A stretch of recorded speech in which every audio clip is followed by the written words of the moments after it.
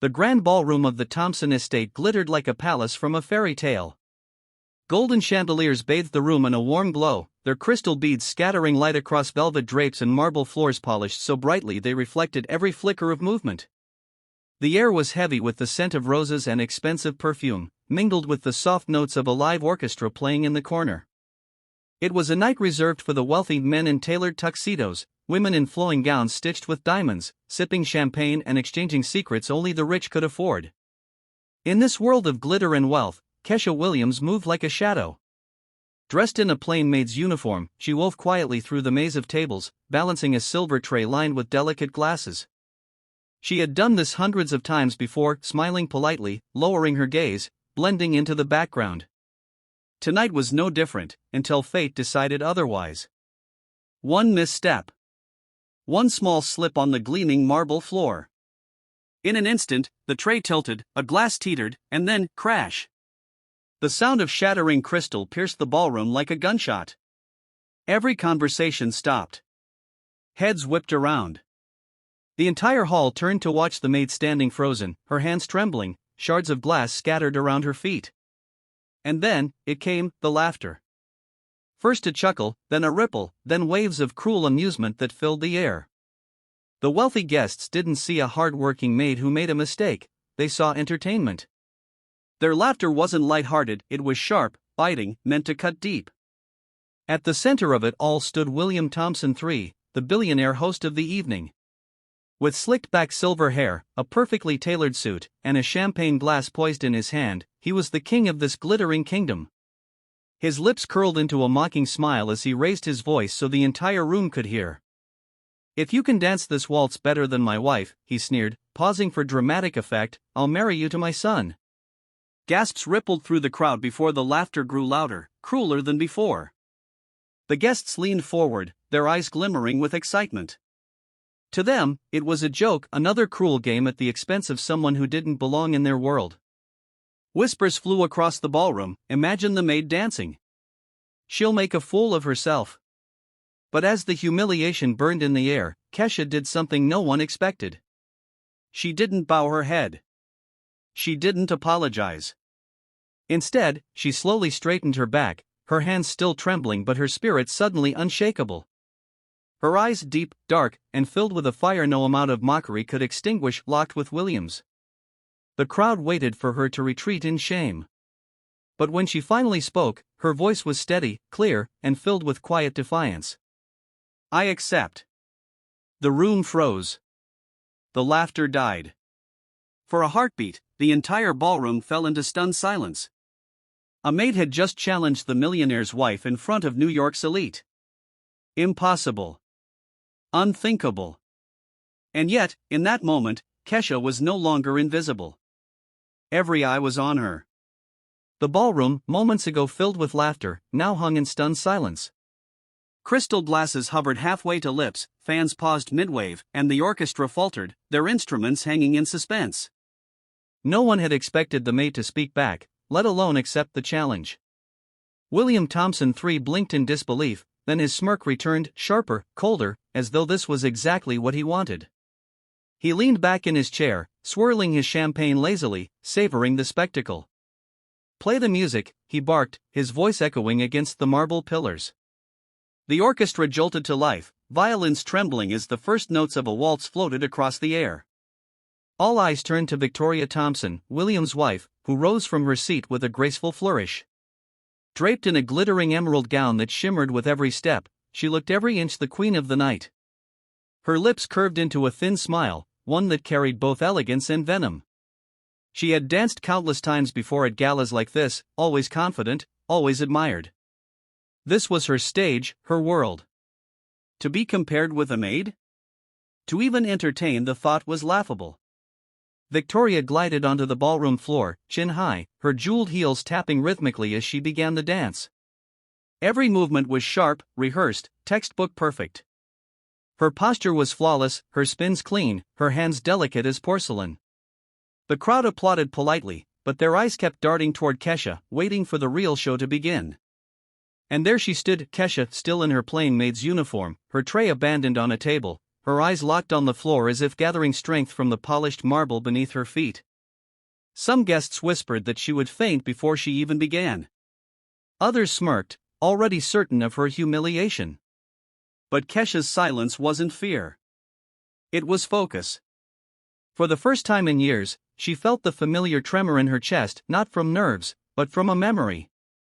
A rhythm. A pulse that had once defined her very soul.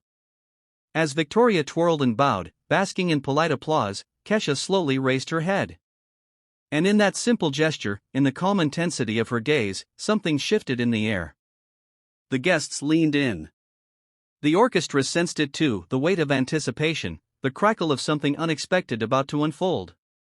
William chuckled from his seat, already savoring the humiliation he was sure would follow. "Your turn, Maid," he mocked. Kesha took her first step forward. And the ballroom, once filled with cruel laughter, held its breath. As Kesha stood at the edge of the ballroom floor, the mocking eyes of the elite burned into her skin. To them, she was just a maid foolish enough to step into a game she couldn't possibly win. But deep inside, where no laughter could reach, another world stirred, a world she thought she had buried long ago. Kesha wasn't born with a silver spoon, but she was born with something far greater: talent.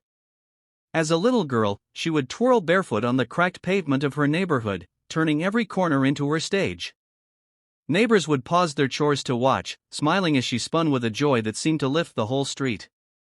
Her father, her biggest fan, used to clap loudly and say, "One day, the world will know your name." And for a time, it seemed true. By her teenage years, she had earned a scholarship to a prestigious dance academy. Critics praised her for her fire, her teachers spoke of her as a future star, and her father worked double shifts just to buy her new shoes for every recital. Kesha's life was filled with light, rhythm, and promise. But dreams have a cruel way of shattering. The night of her biggest performance, the one that was supposed to open doors to international stages, her world collapsed. A car accident claimed her father's life in an instant. The man who had clapped the loudest, who had carried her dreams on his shoulders, was gone. And with him went the fragile balance of her family's life. Her mother fell ill, her siblings needed food, and bills piled higher than hope. Kesha made the hardest choice of her life. She left the academy, boxed up her ballet shoes, and stepped into the world of work. Cleaning houses, serving drinks, scrubbing floors, she did whatever it took to keep her family alive. Every time she passed a mirror, she saw not a dancer, but a survivor. And every time she heard music, her heart ached with the reminder of what she had lost. Now, standing under the glaring eyes of the wealthy, that buried rhythm awoke like a sleeping giant. The violins called to her not as a challenge, but as a memory, a bridge to the person she used to be. For years, she had been told she was invisible, unworthy, just the help. But tonight, fate had opened a door. And Kesha knew, if she stepped through it, she wouldn't just be dancing for herself. She would be dancing for her father, for her family, for every dreamer forced to put their light aside. Her heart pounded, her palms trembled, but her spirit burned with a fire that no wealth, no cruelty, no humiliation could extinguish. The first note struck like a spark in the air. For a moment, the ballroom seemed frozen, crystal chandeliers glimmered overhead, eyes narrowed with anticipation, and William's mocking smirk stretched wider as he leaned forward in his chair, waiting for the maid to stumble. But Kesha did not stumble. She took a single step forward, her worn shoes tapping lightly against the polished marble floor, and the sound carried louder than thunder in the hushed hall. Then came the second step, the third, small, delicate, yet filled with something unseen, something unteachable. By the time she spun gracefully into her opening pose, the audience no longer saw a maid. They saw a dancer. Her movements were not precise in the rehearsed, mechanical way of Victoria's. They were alive, fluid and unpredictable, filled with raw emotion that poured from her very soul. Her arms curved like waves, her spins cut through the air with both fury and grace, and every step seemed to tell a story without words. It was not a performance, it was a confession. A confession of loss, of sacrifice, of unbroken spirit.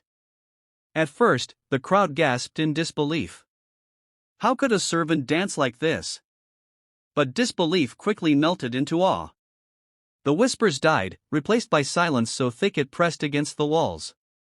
Guests leaned forward, forgetting their champagne glasses, forgetting the very rules of decorum that usually chained them to stillness. Their eyes followed Kesha as though hypnotized, as though each gesture of her hands held the power to rewrite the room. Victoria stood frozen at the edge of the floor, her smile faltering. Her own waltz had been flawless, but it was hollow, a showcase of beauty without meaning. Kesha's dance, on the other hand, bled with authenticity. Every turn carried the weight of a broken dream resurrected, every leap shouted defiance at the cruelty of fate, and every bow whispered dignity in the face of mockery. The orchestra, swept up by the storm of her movements, played with renewed vigor, as though they too had been waiting for someone to awaken the true purpose of their music. The violins cried, the piano thundered, and the cello wept beneath her steps. It was as if the entire room had become her stage, her canvas, her battlefield. Then came the climax. Kesha leapt into the air, spinning as though she were weightless, as though the chains of her maid's uniform had shattered into nothing. Time seemed to slow, every sequin, every breath, every heartbeat of the audience suspended in that single moment. When she landed, the floor trembled, and she fell into her final pose, chest heaving, eyes blazing not with exhaustion but with triumph. For a heartbeat, silence ruled. And then applause. Not the polite, restrained clapping of elites, but an eruption. A storm of hands and voices, some cheering, some crying, some shouting her name though they had never spoken it before. The very people who had laughed at her moments earlier now rose to their feet, powerless to resist the force of what they had witnessed. Kesha stood tall, her uniform damp with sweat, her hands trembling, but her spirit unshaken. In that instant, she was no longer a maid. She was a queen. William Thompson III sat rigid in his velvet chair, the applause roaring around him like waves crashing against a ship. His hands, which only moments ago had been clasped smugly in front of him, now hung lifeless on the armrest. His chest tightened with something unfamiliar, something he had not felt in decades: shame. This was not how the night was supposed to unfold. In his mind, he had already pictured the scene, the maid stumbling, the crowd jeering, his laughter rising above them all as he proved his superiority. He had imagined himself leaning back with satisfaction, a glass of wine in hand, basking in the glow of his guests' approval. But reality had betrayed him. Instead of humiliation, he had witnessed a resurrection. Instead of weakness, he had seen unshakable strength. And instead of a servant, he had seen a woman who had taken the stage he offered as a trap and turned it into her throne. As the guests clapped and shouted, William found himself staring only at Kesha. She was breathing heavily, sweat glistening across her forehead, yet she stood taller than anyone else in the room. Her eyes met his, not with bitterness or vengeance, but with something far more devastating: dignity. She did not need to speak a single word, her silence carried more weight than all the speeches he had ever given. For the first time, William felt the hollowness of his wealth. The billions in his accounts, the estates he owned, the luxury surrounding him, all of it seemed smaller, cheaper, emptier than the honesty he had just witnessed. He realized that respect could not be bought, loyalty could not be forced, and dignity could not be stripped away by those who never possessed it in the first place. His wife, seated beside him, shifted uncomfortably, sensing the shift in the air.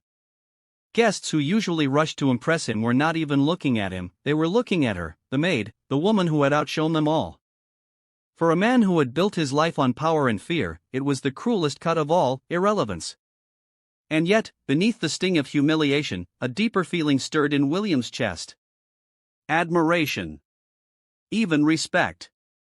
For the first time in years, he felt small, not because someone had threatened his wealth or his empire, but because someone had reminded him of what true greatness looked like. Kesha had taken nothing from him, yet she had defeated him more completely than any rival ever had. She had shown him that money may silence the poor, but it could never silence truth. And in that moment, William Thompson III, billionaire, tycoon, master of his empire, sat quietly humbled by the maid he once thought invisible. The ballroom had transformed. A place once echoing with laughter, arrogance, and smug confidence now carried the heavy silence of revelation. The chandeliers still glittered, but their brilliance seemed dim compared to the quiet radiance of truth that had unfolded before every eye in the room. For the first time in years, those velvet chairs and golden tables no longer belonged to the rich, they belonged to the moment. The guests, usually so quick to chatter, gossip, and boast, sat frozen. The air was thick with emotions no one dared to name. Awe. Shame. admiration, and a silent recognition that tonight, they had witnessed something far greater than a dance. They had witnessed a battle between pride and humility, between cruelty and resilience, between prejudice and dignity had won. Kesha, standing in the center of the polished marble floor, was no longer just a maid. Her dress was simple, her shoes worn, her breath unsteady, but she carried herself like a queen who had reclaimed her throne. Every bead of sweat on her forehead glistened like a jewel, every rise and fall of her chest was the echo of strength earned through struggle. She had not just performed, she had bared her soul, and in doing so, stripped away the false crowns and hollow confidence of those who thought themselves above her. William Thompson III, the billionaire who believed his wealth was armor, sat motionless. His plan had failed, but more than that, his entire belief system had crumbled. He had wanted to expose weakness. He had wanted the crowd to laugh at her, to see her stumble, to reinforce his superiority. Yet the reverse had happened. The crowd was no longer looking at him with reverence. They were not waiting for his approval. They were not hanging on his presence. Instead, their eyes, every single one, were on her. A maid. His maid. For a man who had spent his entire life believing money commanded respect, the sting of irrelevance cut deeper than any insult. It was not just humiliation. It was a revelation. He had built an empire, yet in a single night, a woman he considered invisible had outshone it all. His billions had not protected him from the truth.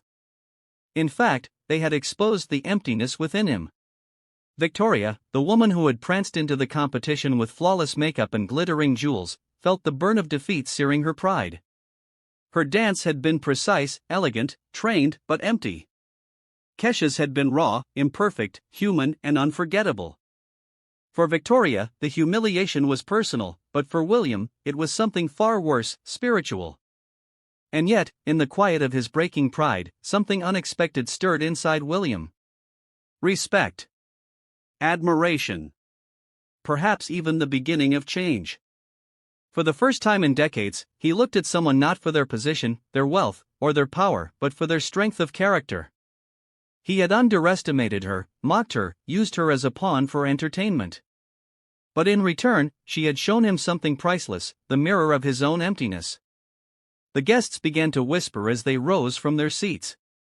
Their words were not about investments, vacations, or business deals. They spoke instead of what they had felt, the lump in their throats as Kesha danced, the way her movements had told a story more powerful than words, the way they had seen themselves reflected in her pain. Some of them were ashamed. Some were inspired. All were changed. But for Kesha, the night was not about them. It was about herself. She had entered that stage carrying the invisible chains of years spent in service, the sting of being overlooked, the burden of unfulfilled dreams, and the memory of her father's voice telling her to never forget her worth. Tonight, she had broken those chains. Tonight, she had danced not just for survival, but for freedom. Her father's words echoed in her soul, "One day, the world will know your worth." Tears welled in her eyes, not of weakness, but of victory. Because worth was not measured in applause or recognition. Worth was not measured in riches or titles. Worth was in the courage to stand tall when the world wanted you small. Worth was in the fire that no prejudice could extinguish. As she turned to leave the ballroom, the silence she left behind was louder than the applause had ever been. William remained seated, his wife uneasy beside him, his guests scattering with whispers that would travel far beyond those gilded walls. But the lesson remained, etched in their hearts. Prejudice blinds.